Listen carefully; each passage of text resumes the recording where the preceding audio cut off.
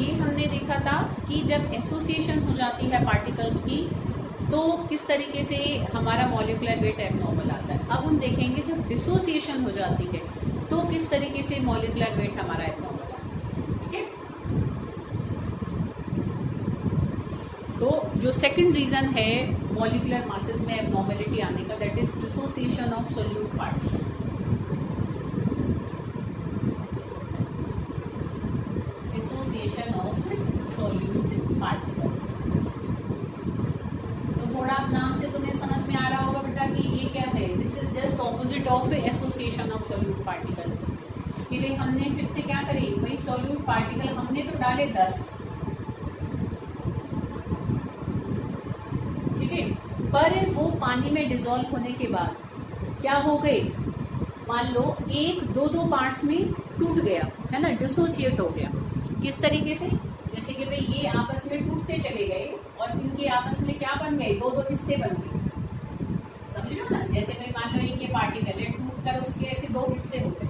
तो अब हमने तो डाले थे 10 पार्टिकल, पर अब वो कितने रह गए, कितने बन गए वो 20।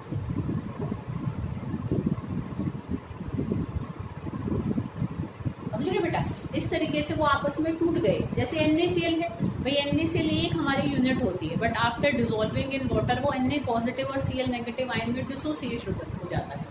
जितने भी आयोनिक सोल्यूट्स हैं उन सब का ही मॉलिक्यूलर वेट एबनॉर्मल आता है, क्योंकि उन सब में डिसोसिएशन होगी। NaCl में जैसे एक Na पॉजिटिव और Cl नेगेटिव बना।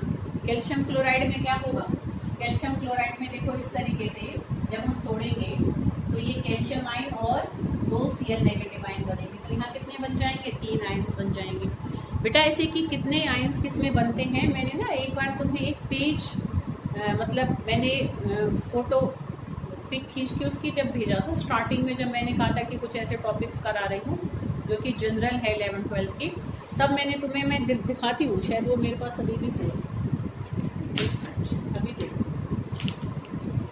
शायद लाइव तो थी उसे। देखो बेटा, तुम्हें थोड़ा ध्यान हो तो देखो, अगर किसी के पास ना हो ना तो मुझे बता देना बेटा, मैं तुम्हें भेज दूंगी, दोबारा से पिक भेज दूंगी कि देखो ये table of common cations and anions. तो तुम्हें इन सब के ना चार्ज पता होने चाहिए और किस तरीके से फॉर्मूला बनता है ऐसे ये पता होना चाहिए बेटा। वैसे तो 9th में करा देते हैं, बट ये तुम्हें चीज़ें बेटा क्लियर होनी चाहिए। कई बार चलो जब नहीं बच्चे को पता होता है, तो अब जब साइंस ले लिए तो अब तुम्हें मतलब यू शुड नो दिस। तो ये जो चीज़ें हैं कि कैटायंस और एनायंस की जो टेबल है और किस तरीके से हम मतलब एक फॉर्मूला बनाते हैं, क्योंकि कई बार सीधा क्वेश्चन कैल्शियम क्लोराइड पे आ गया, तुम्हें फॉर्मूला नहीं पता तो तुम्हें ये नहीं पता लगेगा कि कैल्शियम क्लोराइड टूटकर 3 आयन्स देता है। तो जब तक तुम्हें नंबर ऑफ आयन्स नहीं पता होंगे तुम क्वेश्चन को अटेम्प्ट नहीं कर पाओगे। ठीक है, नंबर ऑफ आयन्स कैसे जानोगे, जब तुम्हें उसका फॉर्मूला पता होगा। फॉर्मूला पता होने के लिए तुम्हें कैटायन एनायन का फॉर्मूला भी पता होना चाहिए, सिंपल पता होना चाहिए, और उनको मिलाकर फॉर्मूला कैसे बनाते हैं ये भी पता होना चाहिए। तो ये सारा मैंने इस पेज में किया हुआ है। अगर किसी ने बच्चे ने नोट नहीं किया है तो मैं दोबारा से पिक भेज दूंगी और बेटा वहाँ से फिर से नोट ज़रूर कर लेना असाइनमेंट, ठीक है। हाँ, तो हम अपने टॉपिक पर आएंगे। तो अब तुम समझ सकते हो बिल्कुल डिसोसिएशन का होता है कि जब सॉल्यूट पार्टिकल पानी में डिसॉल्व होने के बाद छोटे छोटे हिस्सों में बढ़ जाते हैं तो नंबर ऑफ पार्टिकल्स इंक्रीज हो जाती है। जब नंबर ऑफ पार्टिकल्स बढ़ जाएंगे तो कॉलिगेटिव प्रॉपर्टी की वैल्यू भी बढ़ जाएगी, और जब कॉलिगेटिव प्रॉपर्टी की वैल्यू बढ़ जाएगी तो मॉलिक्यूलर वेट की वैल्यू क्या हो जाएगी, कम हो जाएगी। ठीक है, कि जैसे NaCl का नॉर्मली अगर तुम निकालोगे तो 58.5 आता है, पर पानी में घुलने पर वो ऐसे 2-2 टुकड़ों में टूट गई। तो जब हम उसमें कॉलिगेटिव प्रॉपर्टी की वैल्यू बढ़ जाएगी क्योंकि नंबर ऑफ पार्टिकल्स बढ़ गए, तो मॉलिक्यूलर वेट इसका निकल कर आता है 35.5, जो कि बिल्कुल आधा नहीं है, क्योंकि जब आयन्स आपस में एक दूसरे से अलग होते हैं still they somewhat get attracted with each other. तो कुछ आयन्स थोड़े थोड़े अट्रैक्ट होकर फिर भी एक यूनिट से ही बनाए रखते हैं, तो बिल्कुल आधे नहीं होते हैं। जैसे जब डाइमर की फॉर्मेशन हुई थी एसिटिक एसिड में, तो वो बिल्कुल क्या है, एकदम जो नंबर ऑफ पार्टिकल्स थे वो आधे हो गए थे, पर यहाँ बिल्कुल एकदम से डबल नहीं होंगे। तो कॉलिगेटिव प्रॉपर्टी की वैल्यू भी बिल्कुल डबल नहीं होगी, तो मॉलिक्यूलर वेट भी बिल्कुल आधा नहीं आएगा, पर बढ़ा हुआ आएगा, क्योंकि कॉलिगेटिव प्रॉपर्टी की वैल्यू घटा हुआ आएगा, क्योंकि कोलिगेटिव प्रॉपर्टी की वैल्यू बढ़ गई है। क्यों? क्योंकि नंबर ऑफ पार्टिकल्स बढ़ गए हैं। क्लियर बेटा?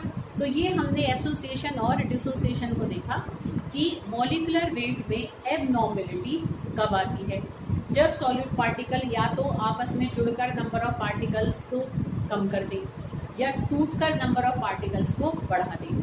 क्योंकि कोलिगेटिव प्रॉपर्टी तो नंबर ऑफ पार्टिकल्स पर ही डिपेंड कर रही है।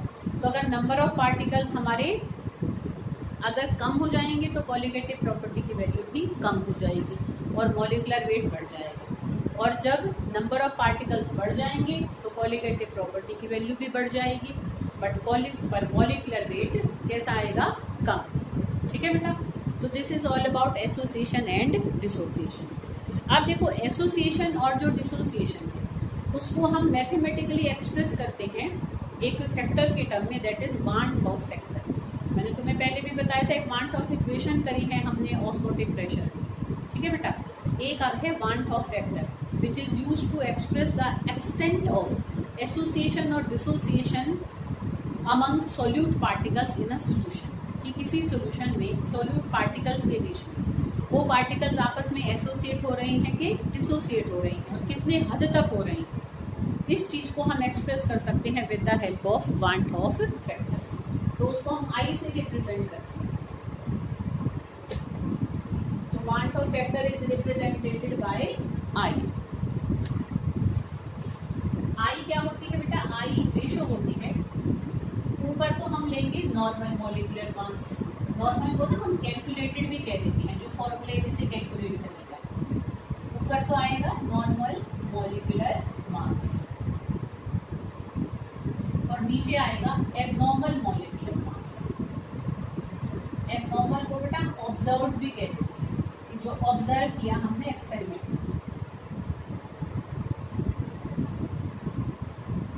ठीक है? अब देखो, 3 मैं कंडीशंस बताऊंगी। सिंपल, कई बार उन कंडीशंस पर 3 नंबर में क्वेश्चन आ जाता है कि देखो, आई की वैल्यू या तो 1 होगी, या आई की वैल्यू ग्रेटर देन 1 होगी, या आई की वैल्यू क्या होगी? लेस देन 1 होगी।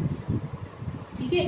तो ऐसे करके कई बार पूछ लेते हैं ऐसे कंडीशंस देके, but does these conditions indicate about the solute particles. देखो, आई 1 कब आएगा? जब नॉर्मल और एबनॉर्मल मॉलिक्यूलर मास बराबर होंगे। मतलब कि जैसे एसिटिक एसिड है, उसका 60 हमारा नॉर्मल होता है, पर अगर मान लो एबनॉर्मल भी उसका 60 ही हो, मतलब कोलिगेटिव प्रॉपर्टी से भी वही वैल्यू निकल कर आए जो कि उसके फॉर्मूले से निकल कर आ रही है। तो वो कब होगी?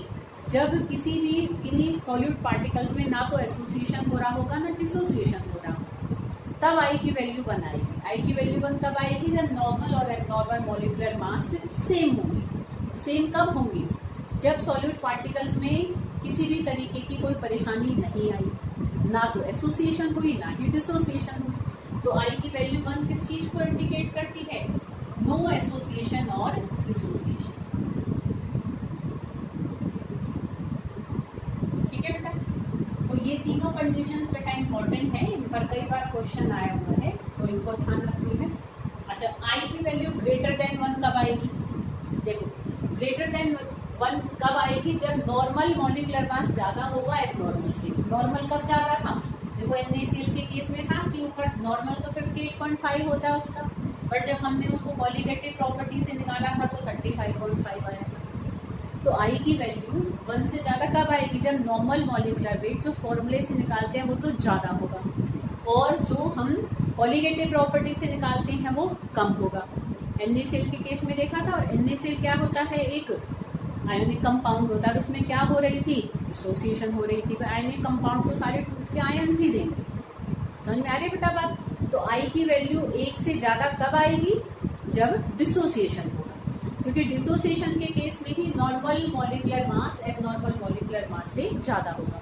जब ऊपर की वैल्यू ज़्यादा होगी तभी तो आई की वैल्यू 1 से ज़्यादा आएगी। ठीक है? तो आई की वैल्यू ग्रेटर देन 1 किस चीज़ को इंडिकेट कर रही है? Dissociation among solute particles.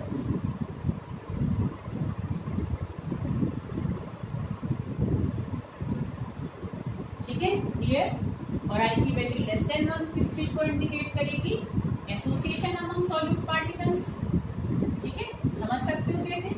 क्योंकि आई की वैल्यू लेस देन 1 कब आएगी, जब एबनॉर्मल मॉलिक्यूलर मास ज़्यादा होगा नॉर्मल मॉलिक्यूलर मास से। जैसे कि हमने एसिटिक एसिड में देखा था नॉर्मल तो 60 होता है, पर उसका पॉलीगेटिव प्रॉपर्टी से 120 आ रहा था, ठीक है। तो एसोसिएशन के केस में क्या हो जाता है कि मॉलिक्यूलर वेट हमारा बढ़ जाता है, एबनॉर्मल मॉलिक्यूलर वेट हमारा बढ़ा हुआ आता है, ठीक है।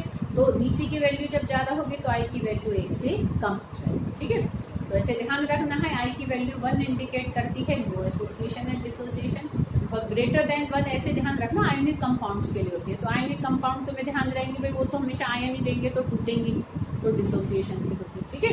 तो आई की वैल्यू ग्रेटर देन 1 किसके लिए होगी, डिसोसिएशन वाले केसेस के लिए, और आई की वैल्यू लेस देन 1 आएगी फॉर एसोसिएशन केसेस, ठीक है, अमंग सोल्यूट पार्टिकल्स उसके लिए।